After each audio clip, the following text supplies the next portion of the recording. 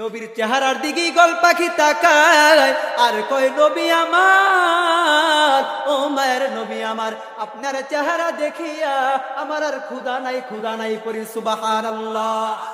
ইমামুল আউয়ালিন আল আখিরিন বহর সদকা রহমাতাল লিল আলামিন মান আহাব্বা সুন্নতি কওলে রাসূল মশদায়ে নামাই হাম কুন কবুল। তোমার আমার নবীও তো বিদায়, কিন্তু মুসলমান উচ্চ কণ্ঠে জবাব দেও, তোমার আমার নবীও তো বিদায়, কিন্তু কোরআন কি আজ পর্যন্ত দুনিয়া থেকে মিটে গেছে নাকি?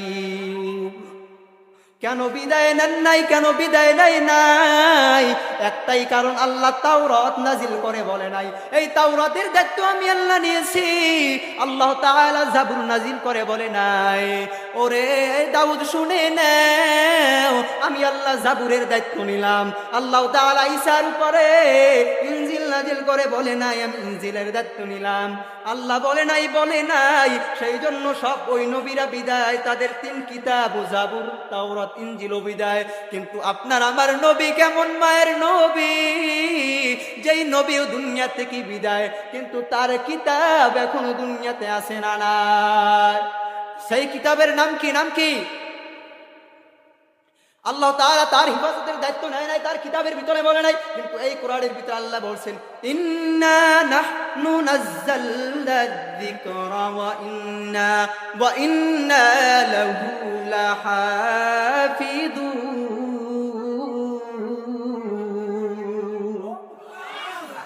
আজকে এই খলিশাখালীর মুসলমানও কয় আমি নবীরে ভালোবাসি, 12ই রবিউল আউয়াল শয়তানের দল নবীর ভালোবাসায় রাস্তায় নামে, কিন্তু নবীর সুন্নাত দেখা যায় না। এগুলো সব বড় ধোঁকাবাজ শিন্নখোর ইহুদিদের দালাল। ঠিক বলতে কষ্ট হয়নি? নবীর একটা হলো সিরাতুন নবী, আর একটা হলো সূরাতুন নবী। আমার চেহারার মতো কেউ চেহারা হবে, এটা হলো আমার সূরাত। আমার সিরত কি? আমরা যদি কেউ অনুসরণ করতে চায়, আমাকে কেউ যদি ভালো লেগে থাকে, তিনি কি করবেন? আমার মতো একটা পাগড়ি দিবে গলায়, কালা একটা জামা দিবে, এরকম একটা ঘড়ি দিবে, এরকম টুপি পরবে। এটার মানে কি? এটা হলো সিরাত। এই সিরাত দেখে মানুষ কি করে? সিরাত হলো কি? করণীয়, কি অনুসরণীয়, করণীয়। আর সূরত হলো কি? প্রশংসনীয়। কি কথা কয় বুঝেরা? সূরত কি? প্রশংসনীয়। এটা আমার দ্বারা বুঝাইছি। আমার চেহারার মতো কারো চেহারা হবে, নবীর চেহারার মতো কারো চেহারা হবে, তাহলে নবীর ওটা হলো সূরাত। আমি তো তোমার এমন রব, আমি তো তোমার এমন মালিক, এমন রব। আলহামদুলিল্লাহি রাব্বিল আলামিন। তুমি মনে করছো কি শুধু তোমার জন্য আমি মালিক? না রে বান্দা, না, আমি আল্লাহ তাআলা সমস্ত প্রাণীর জন্য রব। রে বান্দা, তোমাকে আমি আল্লাহ দুনিয়াতে প্রেরণ করেছি। রে বান্দা, কিসের জন্য প্রেরণ করেছি?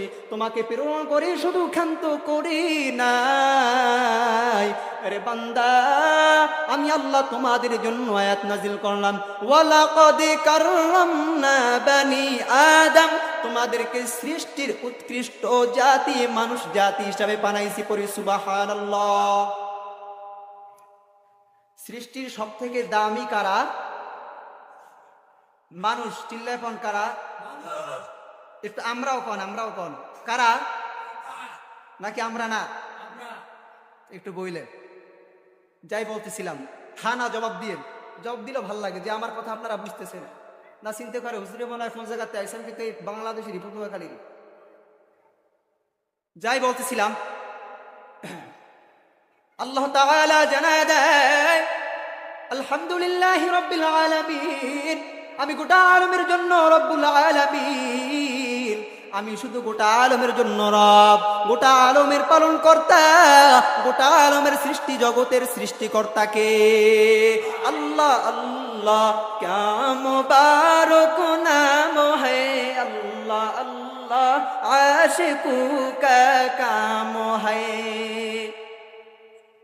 পয়গম্বর আপনি শুনে নেন, আমি হলাম গোটা সৃষ্টি জগতের প্রতিপালক রব, আর আপনাকে বানা দিলাম গো হাবিব, আপনাকে বানা দিলাম ওমা রুসাল্লাকা ইল্লা রাহমাতাল লিল আলামিন। আমি যেমন গোটা আলমের জন্য রব্বুল আলামিন, আলামিন, আপনাকে আমি গোটা আলমের জন্য বানায় দিলাম রহমাতাল লিল আলামিন।